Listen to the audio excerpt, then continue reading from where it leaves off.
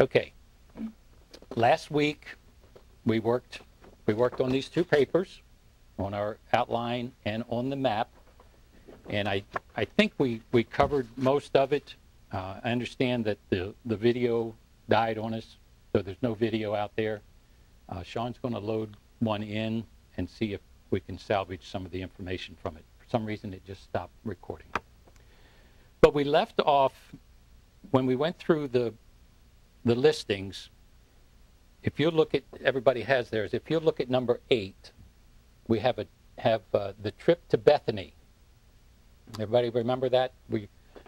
When we went through this chronological order of Luke's, he took us from Jesus, where Jesus, it says, and he was heading towards Jerusalem. He had set his face towards Jerusalem, and he was traveling in that direction. And then right in the middle of this journey, as we're checking all of these locations, all of a sudden in chapter 10, verse 38, he has Jesus in Bethany. And then very soon after that, he's back in Galilee. So the question is, did he go down to Bethany for that short time and then run back up to Galilee and start his trek again to Jerusalem? You remember that now? And when it talks about him being in Bethany in chapter 10, it doesn't say anything about Jerusalem. It doesn't say he went over to Jerusalem, pick up some produce or anything. It just talks about him being in Bethany. And I believe it's this one. I didn't bring my pointer. It's this one here, Luke 10. And do you remember the story that took place in Bethany? Jesus goes there. It's for a dinner. You remember what happened with Mary and Martha? Mm-hmm. What happened? Martha that was sentenced to the serving of the food, while Mary was by his feet, sentenced to what he was saying. Yes. Yeah. So Martha was doing all the work. Mary was sitting at Jesus' feet. So Martha comes to Jesus and she complains that I'm doing all the work and she's just sitting at your feet. And Jesus said, she has chosen the better, to sit at my feet and hear what I have to say. So I went back in this week and I started looking at the episodes of where Jesus was in Bethany. Now, this one, it's right in the middle of his journey, at least Luke reports it, right in the middle of his journey from the Galilee area down through Samaria, as we followed the map, down through all the towns, Jericho and so forth. And then all of a sudden, he's back in Bethany when before that he was, right before that he was in Bethsaida in Galilee. So how did he get that distance? So I did a little looking at it. If you go to Luke chapter 10, he talks about in 10 he had sent the disciples out in twos to minister, and when they come back, they're all excited about what had taken place. Let me get there. I'll be there in a second.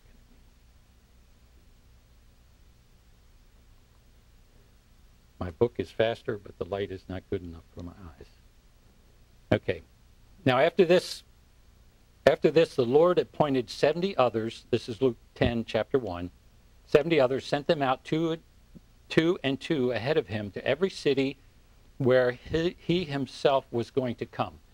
So he had selected 70 disciples, which the 12 were probably included in that 70. And he set them up in teams. And he sent them ahead to go to the cities where he was coming to. And then if you jump to verse 38, he's talking. They come back. They're all excited that even the demons were subject to us in your name. And if you go to verse 38, which we were looking up, I'll tell you. Technology is not as fast as the book. Now, as they were traveling along, he entered a certain village, and a woman named Martha welcomed him. So we see the picture. He's in Galilee. He sends the 70 men out. They come back. They're all excited about what was happening, the miracles and everything that was taking place. And then within that same time frame, he talks about going to Bethany. Physically, it just doesn't seem possible that he could have made it to Bethany, back to where he was, and started his trek again. So what I think happened here, Luke is talking about the different cities that Jesus was going to go to. It said he went from city to city, or village to village, place to place. The disciples had gone before him to minister or speak, kind of prepare the way for him. And when Luke's writing this and he's thinking about this theme of going from village to village, it just comes to him. Oh, let me throw this story in about Martha and Mary in Bethany.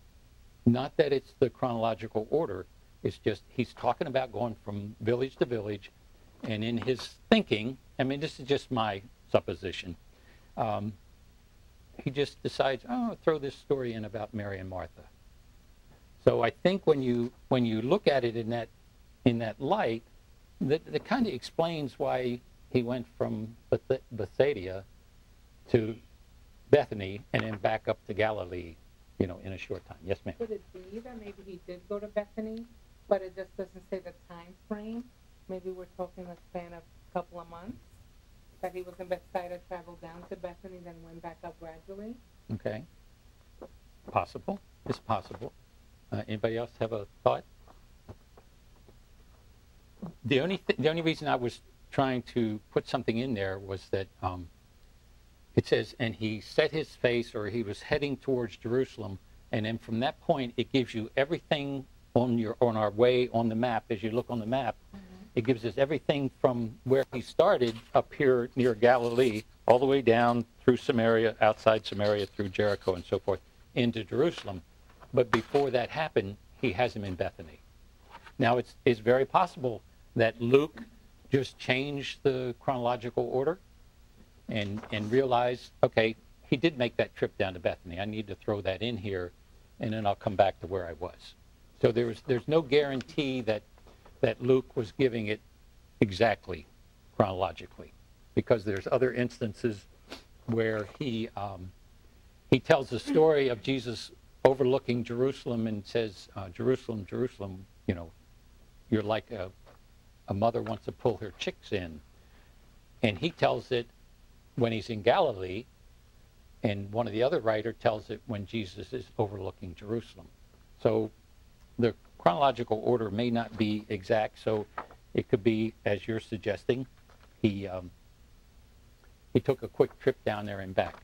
But what I wanted us to do was to look at this Bethany.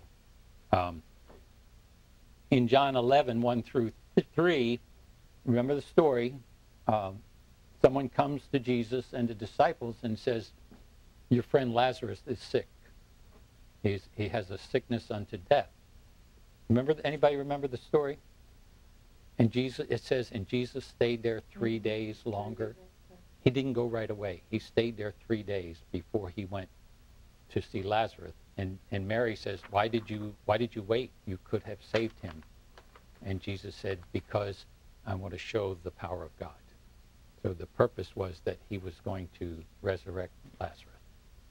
Okay, so we have this visit to Bethany, the story of Mary and Martha. We have a story from John where he goes to Bethany and resurrects Lazarus. And then if you look in the two accounts in Matthew, it's also in Bethany. So there's 4 different stories of what happened in Bethany, but we don't know for sure that it was 4 different visits, because Matthew and Mark, they both give the same story.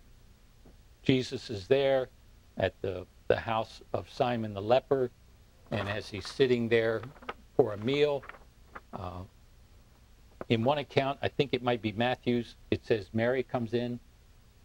In Mark, it may not say who the lady is, but that a lady comes in, breaks this vial of alabaster perfume, pours it on his head, and so forth. So I'm pointing this out to you because in your paper, you're looking for parallel stories. And one of the ways that you can start to put some things in your paper, if you don't already have a story, hopefully you do, but here's 4 different accounts of a visit to Bethany. And with this, you could make this one story, you could make this the same story but from different writers, and this one a totally different story, and show the comparison. Why would Luke stick this in the middle of his Jesus journey down to Jerusalem? This one, Matthew puts it in at the very end of the life of Christ, and Mark's close to the end also, because Mark's only, I think, 16 chapters. But why do you think, this is a not a trick question, why do you think at the end of these 2 Gospels, before Jesus is crucified, they put this story in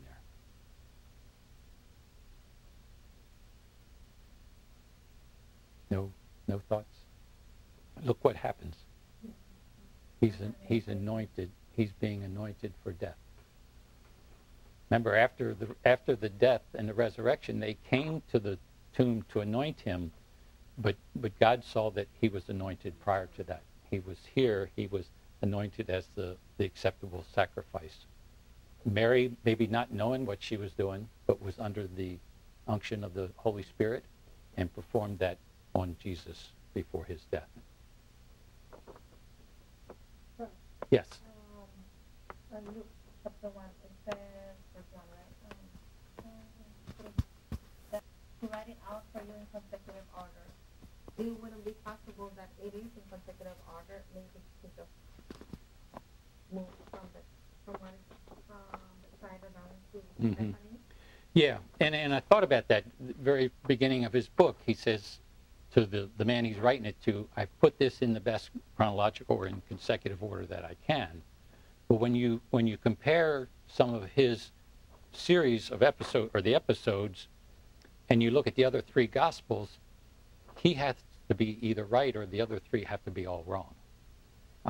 So I think he's doing it in the best chronological order that he can, but it's still that possibility that he saw an opportunity to throw in a story of Mary and Martha at an opportune time and did that, or he just chose not to put the other travel times in there.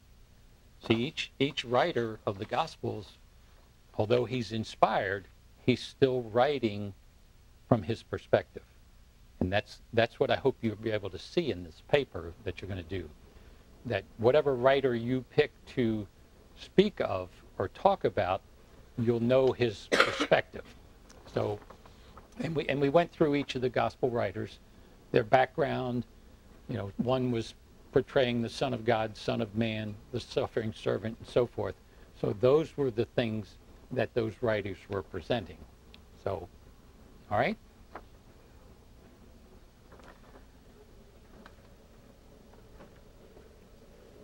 Gee, I found all my notes. Let me see if there was anything else I had.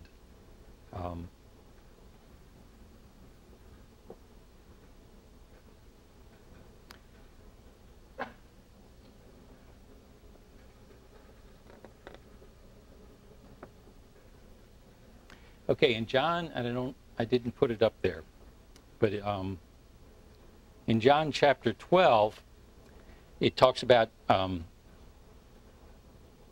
No, I did have it. No, I didn't.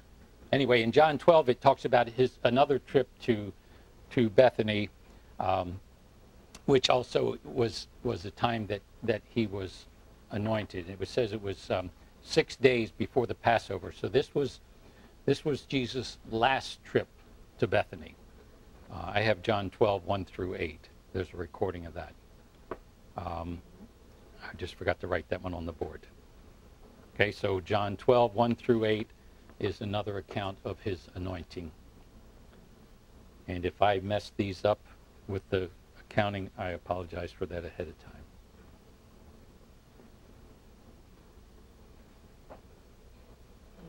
All right, so let's move on to we've covered most of Luke's chronological order for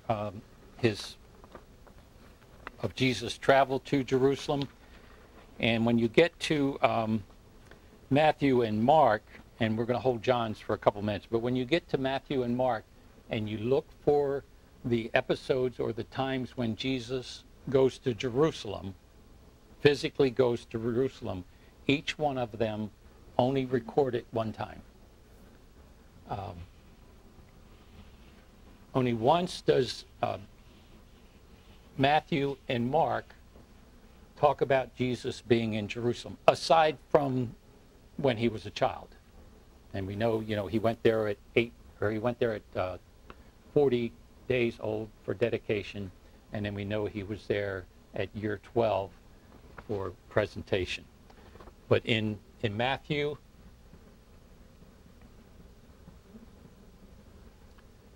what's that?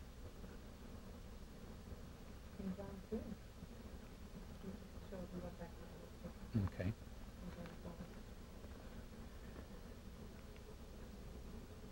Matthew 21, 1, and then verse 12 also. And I didn't write down the Mark location. Sorry about that. But for Matthew and Mark, these were the only times that the one time that he mentions they went to Jerusalem. Luke, it seems like one, but possibly that oddball introduction of his trip to Bethany may have been one other occasion that Luke put in there. But for these two writers, they chose only to introduce his last visit to Jerusalem, the time that he was there to present himself and be crucified. That was the only instances that they gave. Right? Yes. That's the time he came into the city and they had a farm. Yes. Yes. And I believe both those occasions it was recorded. In both cases, can someone look at Mark? I think it might be maybe chapter 12. So John is in chapter 12.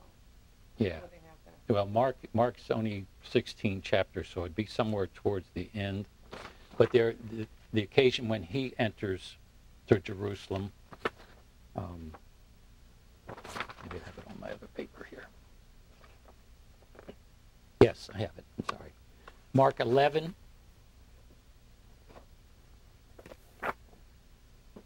Because, with Mark being such a short book, episodes happen pretty early. So Mark 11 through 15, and Matthew, both these times are Jesus' last visit to Jerusalem, and both times he enters the temple and drives out the money changers.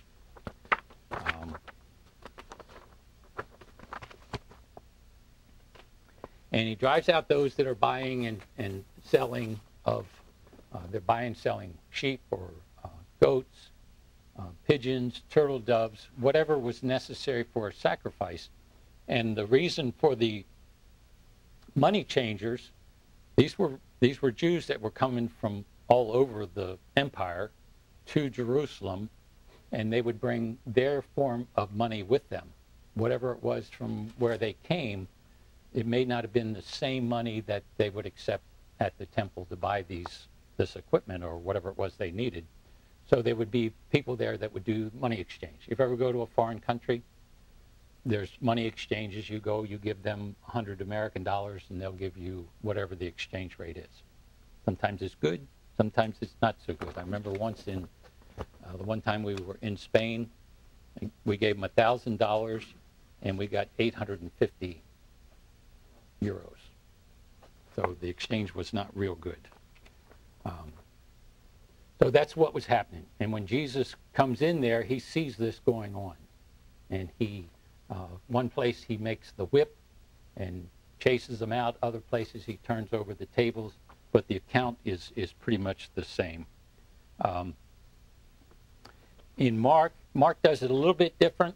Mark 11 through 15. Verse 11, he enters Jerusalem and the temple, but it's late in the evening. He leaves, he goes to Bethany, and it doesn't say where he stayed at Bethany. So was this account when he went to Bethany one of those 4 that we had listed? Was that where Mary anointed him? Or was that where, whatever one of the visits to Bethany took place there? So after he enters the temple, Mark says he leaves. He goes back to Bethany for the evening, and the next day he comes back, and at that time he chases out those who are buying and selling.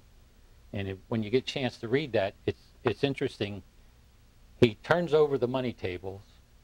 He chases the sheep and lamb, does all those. But when it comes to where the doves are, he just deals with the people selling the dove. He doesn't do anything to hurt the animals in that respect.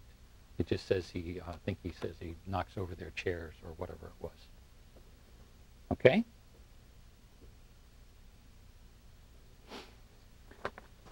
Any questions on that?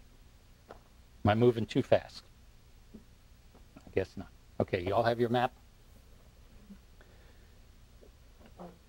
You have yours? Okay. We're not gonna do the same with this map that we did with the other one. I just want you to be able to see, and the map's not complete. I had to add a little bit to the map. I think I have 3 different maps. One has Bethany. I have an extra map here. What was your name again? Oh, tell her that she was the one that ruined it. She ruined the video last week? It's in there. Pull it out of there. It might be like the 3rd. All the maps I've reproduced, none of them have all the same cities on it, so I'm sorry for giving you so many maps. And this one that we're going to look at today, you see the boxes where it records Jesus' visit to Jerusalem. And this is all from John. Everything on this map is pretty much from the book of John. But as I was going over it this week, I noticed there were two places that he was at Jerusalem or went there that he didn't even record. So you're going to have to add some things to your map to make it complete. What? No, I like that. You like that? Okay.